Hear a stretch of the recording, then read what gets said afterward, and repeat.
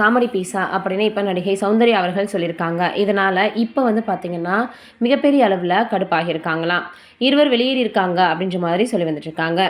அருண் அவர்கள் இதை கேட்டு எக்ஸ்ட்ரா அதிர்ச்சி அடைஞ்சிருக்கிறாங்க. பவித்ரா அவர்கள் அழ ஆரம்பிக்க விஷால் என்னடா இது அப்படின்னு வயிற்று வலிக்காரன் மாதிரி உழவ இடிந்து போய் உட்காந்துருக்கிறாங்க ஜாக். பிக் பாஸ் இறுதிக்கட்டத்தை தொடர்ந்து வந்து பார்த்திங்கன்னா போயிட்டுருக்கு. டிடிஎஃப் ரிசல்ட் வெளியிடாமல் சஸ்பென்ஸில் வச்சுருந்தாங்க.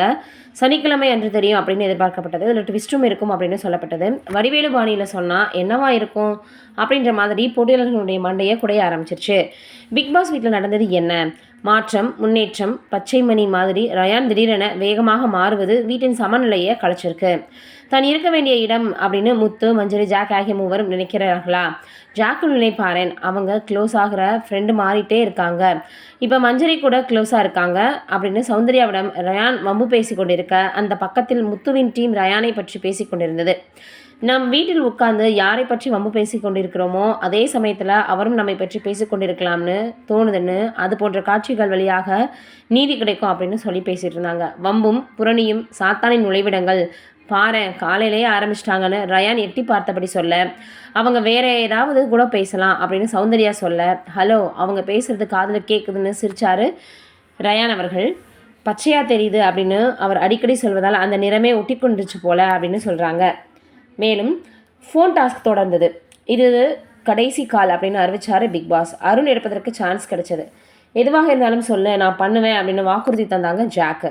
ஃபோனை யார் முதலில் தொட்டது என்கிற சண்டை வழக்கம் போல் வர, நான் தான் தொட்டேன் அப்படின்னு சாதிச்சார் அருண். இல்லை நான் தான் மல்லு கட்டினார் ரயான்.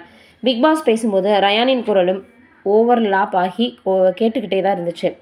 அருணுக்கு சொல்லப்பட்ட டாஸ்க்கு கேட்பதற்கு எழுது போல தோணுச்சு. ஆனால் அருணால் தேர்ந்தெடுக்கப்பட்ட ஜாக்லின் இப்படி சொதப்புவார்னு எதிர்பார்க்கல. 2 பெட்டிகளில் தனித்தனியாக இருக்கக்கூடிய சிவப்பு மற்றும் பச்சை நிற பந்துகளை ஒரே சமயத்தில் இடம் மாற்றம் செய்யணும். ஒரே கட்டத்தில் எந்த பந்தை எதில் மாற்றுவதுன்னு மூளையில் தடுமாறும். அதனால் இது ஒரு சவால். இடது கை சிவப்பு, வலது கை பச்சை என்பதில் மனதில் அழுத்தமாக நினைவுபடுத்தி கொண்டால் இந்த குழப்பத்தை தவிர்த்திருக்கலாம். பந்துகளை சரியாக போட்டுக்கொண்டு வந்த ஜாக் ஒரு கட்டத்தில் ரிவர்ஸ் ஆர்டரில் போட்டு பந்துகள் அதே இடத்துல வச்சுக்கிட்டு இருந்தாங்க. தன் சரியாக செய்து முடித்து விட்டோம் என்கிற மகிழ்ச்சியில் ஜாக் கூவ பக்கத்தில் இருந்த அருணிற்கு கூட அந்த தவறு புரியலை. வீடியோவில் பார்த்த ரயான் சரியாக சொல்லிட்டார். முத்துவும் அதை கவனித்தார். தாங்கள் செய்த பிழை அறியாமல் மகிழ்ச்சி கொண்டாட்டத்தில் ஈடுபட்டு கொண்டிருந்தவர்களை நிறுத்தி பிக்பாஸ் விஷயத்தை விளக்க ஜாக் முகத்தில் திகைப்பு. இதுவும் போச்சா அப்படின்னு உறைந்து நின்றார் அருண். உங்களுக்கு -1 மதிப்பெண் அப்படின்னு சொல்லி மேலும் அதிர்ச்சியை கொடுத்தாரு பிக் பாஸ். யோ என்னையா சொல்கிற, இப்படியெல்லாம் முன்னாடியே சொல்லலையே என்கிற அளவிற்கு அருண் ஆட்சேபம் தெரிவிக்க, சும்மா மிகப்பெரிய அளவில் இப்படியெல்லாம் சந்தோஷம் அடையாதீங்க, 2 கோடுகள் தத்துவம் மூலமாக உங்களை கூல் பண்ண முயற்சி பண்ணுறேன் அப்படின்ற மாதிரி பிக் பாஸின் விளையாட்டு இருந்துச்சு. பிரபா ஒயின்ஸ் காமெடி மாதிரி இப்போ சிரிங்க பார்க்கலாம் அப்படின்னு. அருண் இப்போ எப்படி இருக்குது அப்படின்ற மாதிரி அருணை கிச்சு மூச்சு ஆட்ட வச்சிருக்கிறாரு பிக் பாஸ். அருண் தோல்விக்காக ஜாக் கண் கலங்கியிருக்காங்க.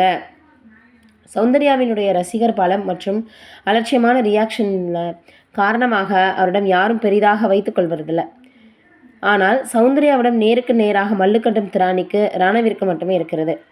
2மே குழப்ப கேஸ்கள் அப்படின்றதுனால ஜோடி ரொம்பவே எல்லோருக்குமே பிடிச்சி போயிடுச்சு. ஜாடிக்கேற்ற மூடின்ற மாதிரி மாறி ஒத்துப்போக ஆரம்பிச்சிட்டாங்க. இருவருக்கும் இடையே ஒரு பஞ்சாயத்து. முத்து மைக்கை சரியாக மாட்டாததால் அவரிடம் கடைசியாக பேசிய ராணவ் டாஸ்க் செய்யணும். ஹவுஸ் இன்சார்ஜாக இருக்கும் சௌந்தர்யா டான்ஸ் ஆட கற்றுத்தந்து மைக்கை சரியாக மாட்டுங்க ஃப்ரெண்ட்ஸ் அப்படின்னு மற்றவர்களுக்கு சொல்லணும்னு ராணவிற்கு டாஸ்க் தர அதை அறகுறையாக செய்தார் ராணவ்.